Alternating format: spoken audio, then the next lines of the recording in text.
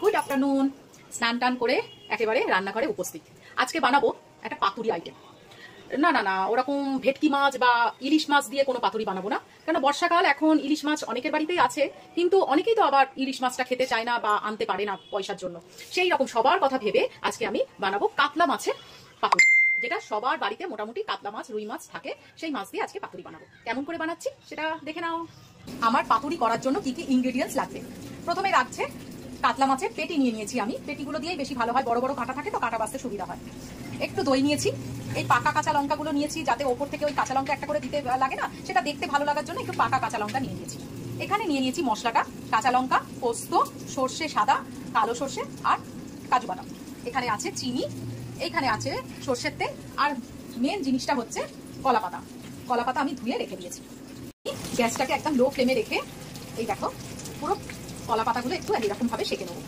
কলা পাতা সেকাও যায়, আবার অনেকে যদি চায় যে গরম জলে একবার করে একটুখানি ফুটিয়ে নয় একটু রেখে দেওয়া কিছুক্ষণ, তাহলেও দেখবে কলা পাতা সুন্দরভাবে মুড়ে যায়। এটা জাস্ট করা হচ্ছে পাতুরি যখন আমি মুড়বো তখন যেন ভেঙে না যায়, ছিঁড়ে না যায় কলা পাতাটা, বুঝেছো? এইভাবে আমি সমস্ত কলা পাতাগুলো একটু করে সেঁকে নেবো। সব কলা পাতাগুলো আমি সুন্দর করে সেঁকে নিয়েছি, আর এই মশলাটাকে আমি এবার পেস্ট করে নেবো। আর এইখানে আমি জল বসিয়ে দিয়েছি ভাপানোর জন্য।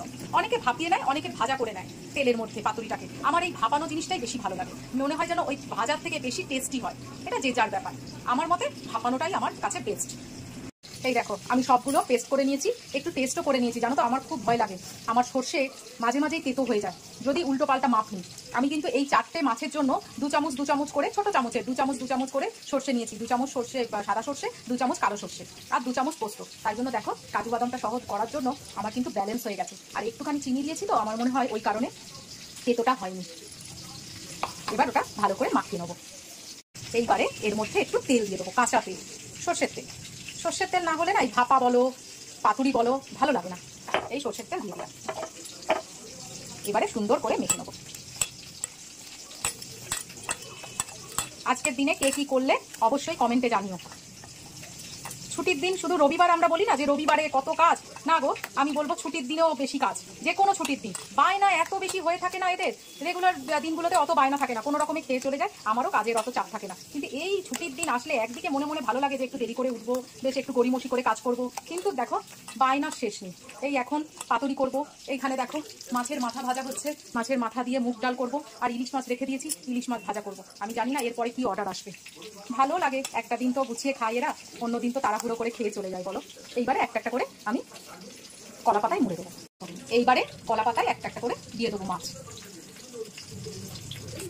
একটু গ্রেভি দেবো, 2টো কাঁচা লঙ্কা দেবো, আর 1 চামচ আগে তো সর্ষের তেল দিয়েছি, একটু ঝাঁঝ আসার জন্য আর 1 চামচ দিয়ে দিলাম। এই মুড়ে দেবো।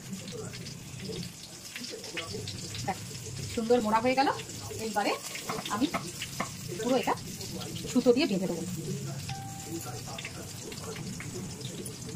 এই সুতো দিয়ে বেঁধে দিলাম, এরকম একটা পাশকে দিয়ে দিলাম যাতে খাবার সময় খুলতে সুবিধা হয়। এইভাবে আমি প্রতিটা করে নিই। জল আমার গরম হয়ে গেছে, এর উপরে আমি ঝাঁঝরি বসিয়ে দিলাম একটা, যেহেতু বললাম আমি ভাজবো না ভাপা করবো, সেই জন্য ঝাঁঝরি বসিয়ে দিলাম। এই দেখো এবার একটা একটা করে আমি এই ঝাঁঝরির উপরে রেখে দেবো। 10 মিনিট এই পিঠ হবে, 10 মিনিট ওই পিঠ হবে, তারপরেই আমার রান্না শেষ। কত সহজে একটা রান্না হয়ে যায়, অথচ খেতে দুর্দান্ত লাগে। গরম ভাতে তো এর চেয়ে আর বেশি দরকারই লাগে না, কিন্তু আমাদের বাড়িতে ওসব হবে না। আমাদের বাড়িতে সবাই এরপরেও আবার অনেক কিছু দরকার। না এবার এটা হতে থাক। তোমাদের সামনে একটা আমি খুলে দেখাচ্ছি। ঘরে বলে কাঁচি দিয়ে কাটতে পারলাম, বিয়ে বাড়ি বা অনুষ্ঠান বাড়িতে হলে ওই হাত দিয়েই সুতো ছিটতে হয়। এই দেখো কেমন হয়েছে বলো, দেখো কেমন হয়েছে। উফ কি স্মেল, কি সুন্দর একটা গন্ধ আসছে।